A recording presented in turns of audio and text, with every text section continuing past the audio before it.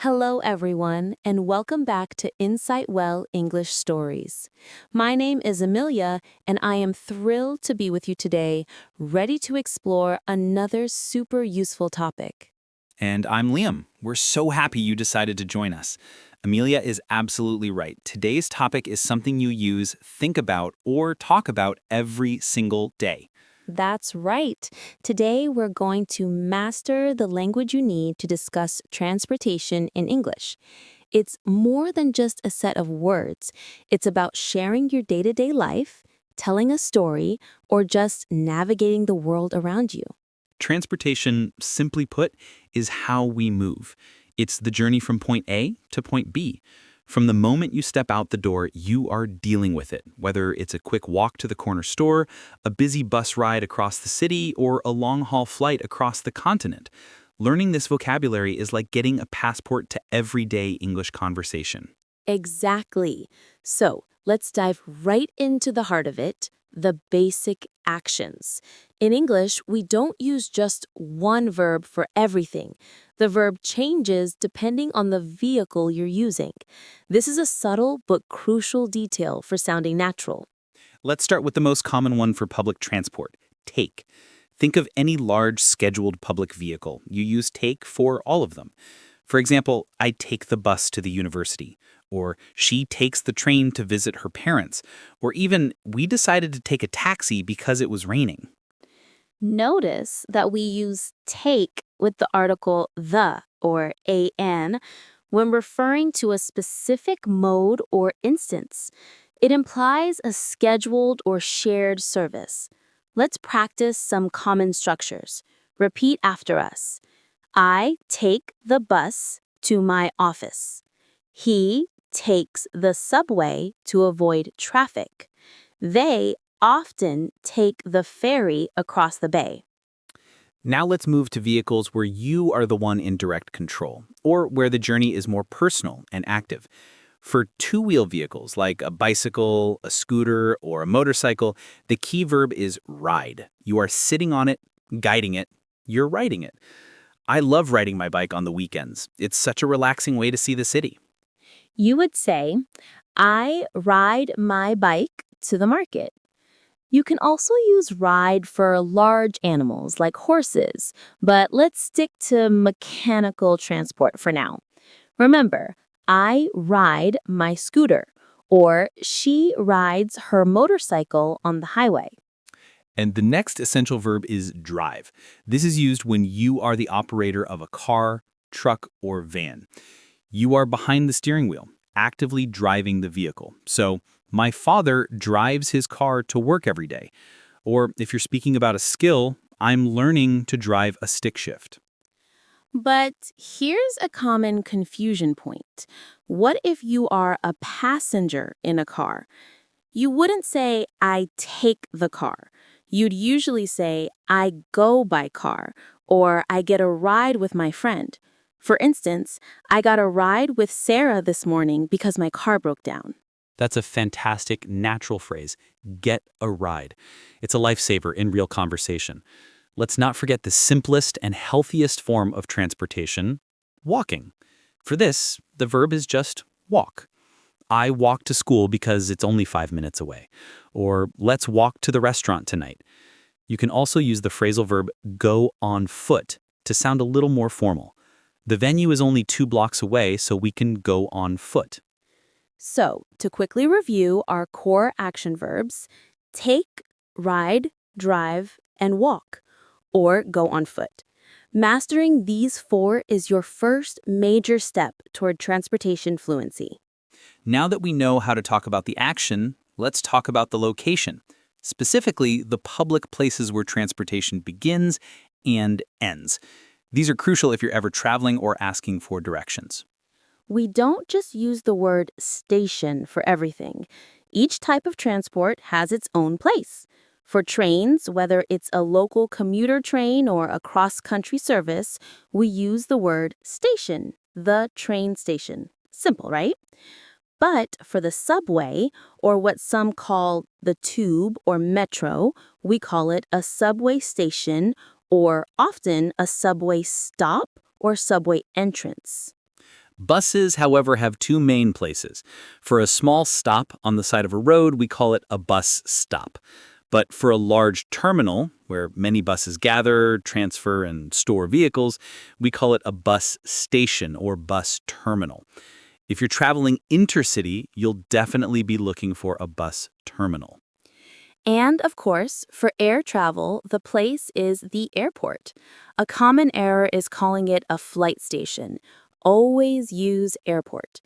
And for water travel, like large boats or ships, you go to a port or a harbor. For ferries, which are often scheduled transport, you go to a ferry terminal or a ferry dock. Let's put this into a short practical dialogue, a real-life scenario you might encounter. Excuse me, I need to get to the main library. Should I take the bus or is it better to take the subway? The subway is faster. Walk 2 blocks down to the subway entrance and take the blue line going north. Don't worry, the fare is only $2.75. That's good to know. And where can I buy a ticket? Is there a ticket office at the subway station? Yes, but it's much faster to use the machine. You can pay with your card there. Just remember to tap your transit card when you exit, too. That short exchange introduced two great new words, fare and route, implied by the blue line. A fare is simply the money you pay for a trip on public transport, and a route is the fixed path a bus or train follows, often identified by a color, name, or number.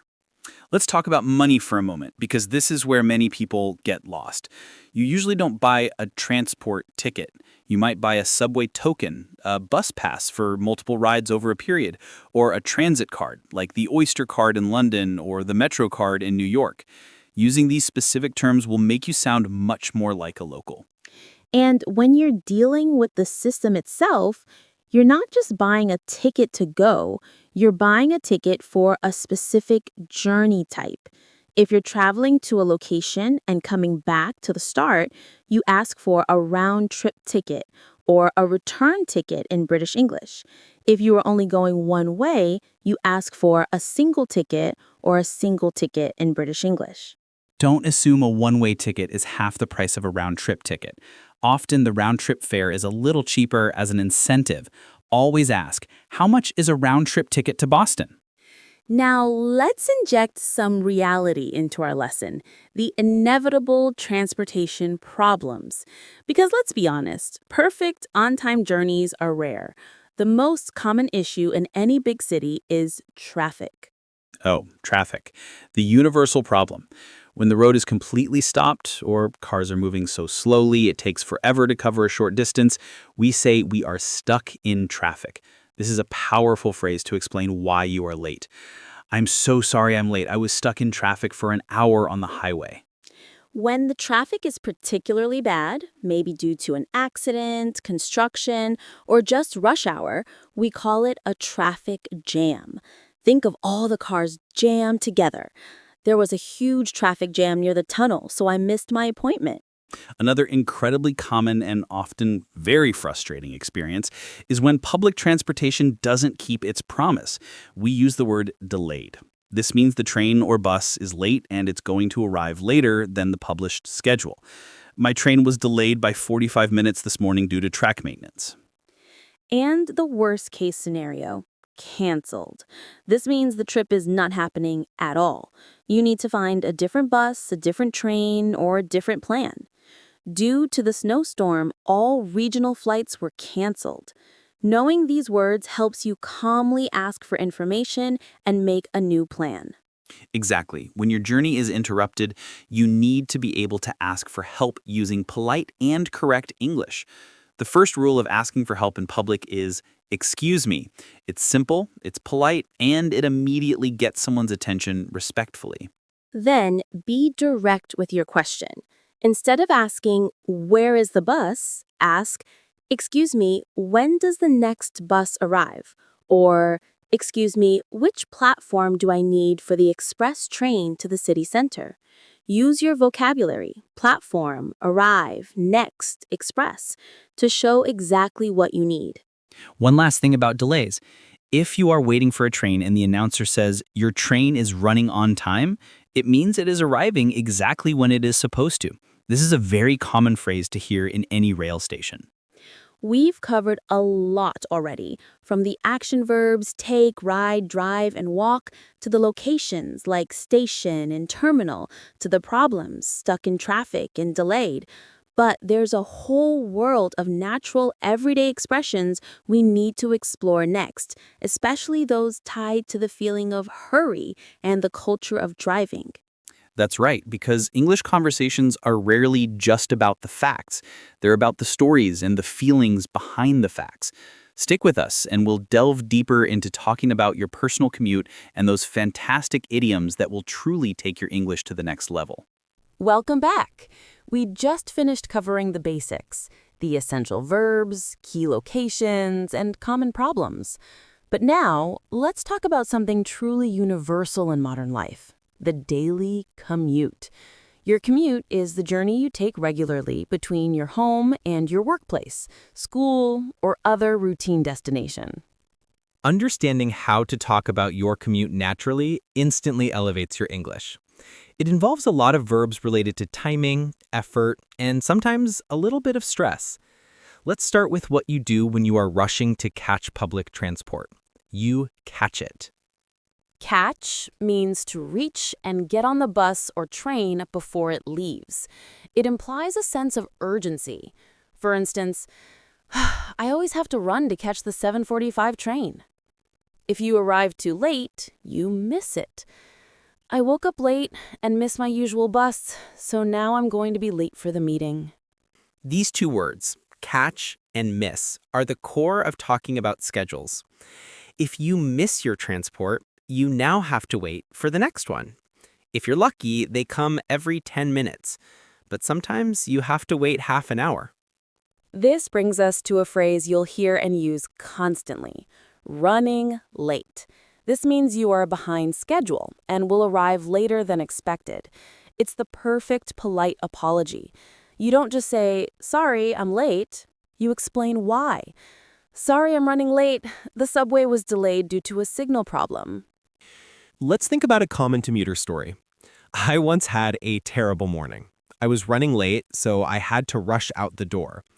I managed to catch the train just as the doors were closing, but then I realized I had left my wallet at home.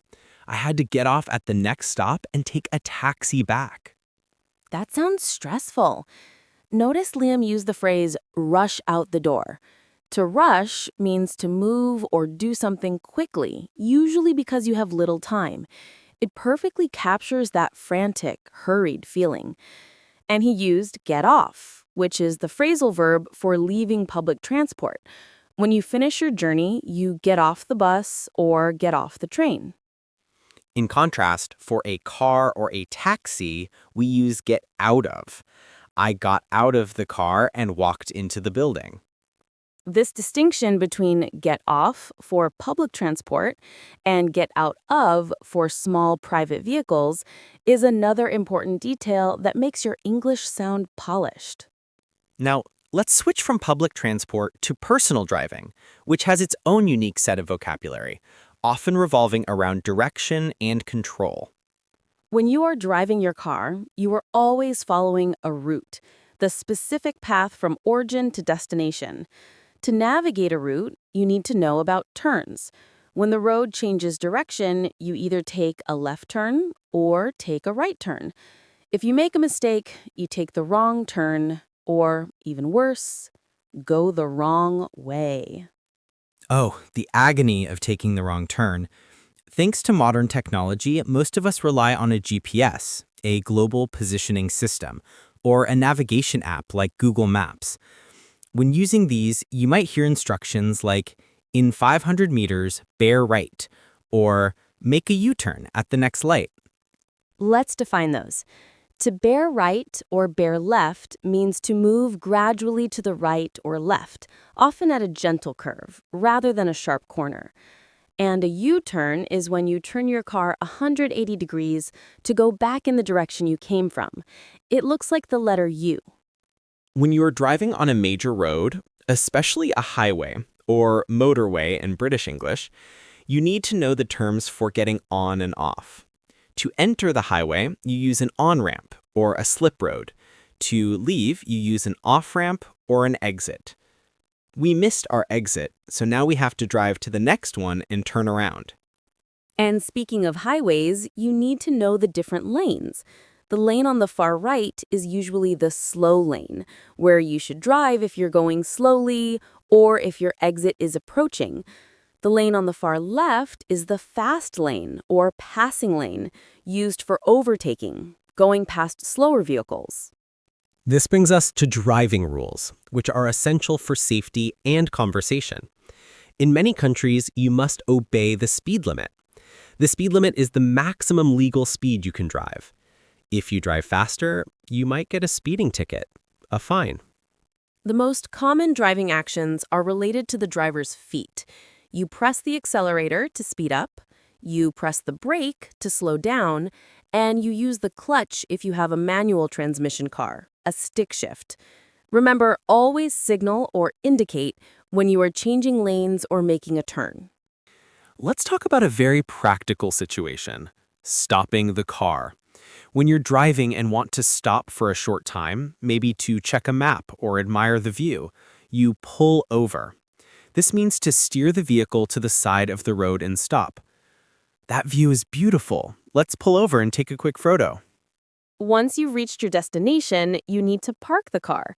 Parking can be simple, like pulling into a parking lot, or complicated, like parallel parking, fitting your car into a tight space between two other cars, a skill that truly tests one's patience. Remember my earlier story about being stuck in traffic? That frustration is so common, it has led to a great idiom, to drive someone crazy. This is used when something is extremely annoying or frustrating, like traffic, a person, or a noise. Exactly. The constant honking outside is driving me crazy. It's a fantastic, expressive idiom. Now, let's wrap up this section with a look at travel over longer distances, where you're not driving yourself. Air travel. An airport can be intimidating, but the process is structured. When you arrive, your first step is check-in. This is where you confirm your attendance, get your boarding costs, and drop off your checked luggage, the big bags that go in the plane's storage. You only keep a small carry-on bag or hand luggage with you, which goes under your seat or in the overhead bin, the storage compartment above your head. After check-in, you go through security, where your bags are scanned, and you walk through a metal detector.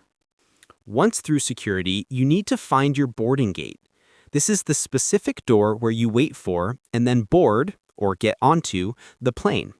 Pay close attention to the screens, as the gate number can change. They will announce, now boarding flight 256 at gate A12. When you get on the plane, you need to find your seat. You might have a window seat beside the window, an aisle seat beside the walkway, or a middle seat. Once settled, the flight attendant will remind you to fasten your seatbelt, a reminder we should always follow. We've covered everything from the hurried commute to the formalities of the airport.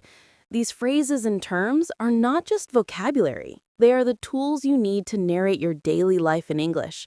And in our final segment, we'll explore more idioms, the cultural side of transportation, and most importantly, how to keep your English journey moving forward. Keep practicing these new phrases. Try to describe your own commute in English as soon as possible. Did you catch your bus this morning? Or were you running late because of a traffic jam? Using them right away is the fastest way to make them part of your natural speaking style. Welcome back for our final segment. We've covered the practical language of transportation, from catching the train to running late. Now let's unlock some of the more colorful and expressive phrases, the idioms that native speakers use all the time, many of which come straight from the world of travel. Using idioms is a great way to make your English sound natural and fluent. Let's start with a classic one that's actually about missing something. Miss the boat. This literally means you didn't get on the ship, but figuratively, it means you lost an opportunity because you were too slow or too late. Think about a great sale at a store. If you arrive after it's over, you can say, I really wanted that discounted TV, but I missed the boat. They sold out an hour ago. It's much more expressive than just saying, I was too late. Another incredibly useful idiom is in the same boat. This means you are in the exact same difficult or unpleasant situation as someone else. It's a phrase of solidarity and empathy. For example, don't worry about the tough assignment. We're all in the same boat. No one understands the instructions. And here's one related to speed and decision making. Jump on the bandwagon. A bandwagon was originally a large wagon used to carry a musical band in a parade.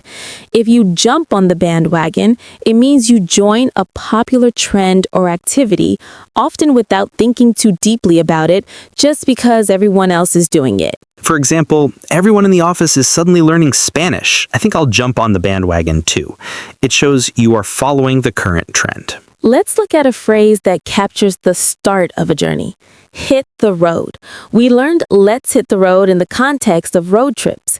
It's a casual, fun way to say let's start driving or it's time to leave. You can use it anytime you are ready to depart. It's getting late. We should hit the road before the rain starts. And one last common idiom, the ball is in your court. This idiom comes from sports like tennis, meaning it's your turn to hit the ball. Figuratively, it means it is now someone else's responsibility to take action. I sent him the proposal yesterday. Now the ball is in his court. He has to make the final decision. While not strictly about transportation, it perfectly describes the feeling of passing responsibility during a journey or a process. Now let's broaden our view and talk about the cultural side of transportation. How people travel reveals a lot about their culture, economy, and city planning. When you visit a new country, you're not just traveling, you're observing the culture and motion.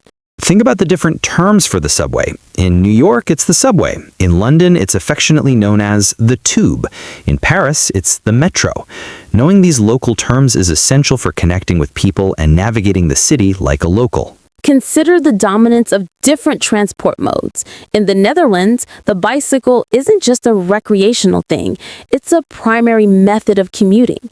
In bustling cities across Southeast Asia, the sheer volume of motorbikes is a cultural sight, often navigated with an organized chaos that surprises visitors. And the way we pay changes globally. While many places use paper tickets or cash for the fare, many modern cities use contactless payment or specialized transit cards that you simply tap when you board and alight will get off. Asking about the local payment system is a perfect way to practice your English. Excuse me, do I need an Oyster card for the tube or can I use my credit card for the fare? Finally, let's bring it all back to your English journey. We often compare learning a language to a journey, and it's a perfect analogy. You start at point A, beginner, and aim for point Z, fluency. Just like traveling, learning English has its challenges. Sometimes you feel like you're stuck in traffic. You stop making progress. Sometimes you miss the boat. You forget a great piece of advice or an opportunity to practice. And sometimes you take the wrong turn. You make a mistake. But remember, making a mistake, a wrong turn, is just proof that you are driving or trying to get somewhere. It's not a failure. It's just a chance to pull over, check your mental map, and recalculate your route. The important thing is that you keep hitting the road every day. Our best piece of advice is to use your daily commute time as English practice time. If you take the bus, describe the other passengers and the streets you see in English. If you drive your car, listen to English podcasts or the radio. Turn that often boring travel time into active learning time. It's free, it's effortless, and it's effective. So, whether you are talking about being delayed at the airport, having to catch the 5:30 train, or simply saying, I'm running late because of a traffic jam, you now have the robust vocabulary and natural phrases you need. You're ready to share your transportation stories with confidence. We believe in you. Keep learning, keep practicing, and remember that even the longest journey starts with a single step or a single sentence. Thank you for joining us on Insightwell English Stories. Safe travels on your English learning road.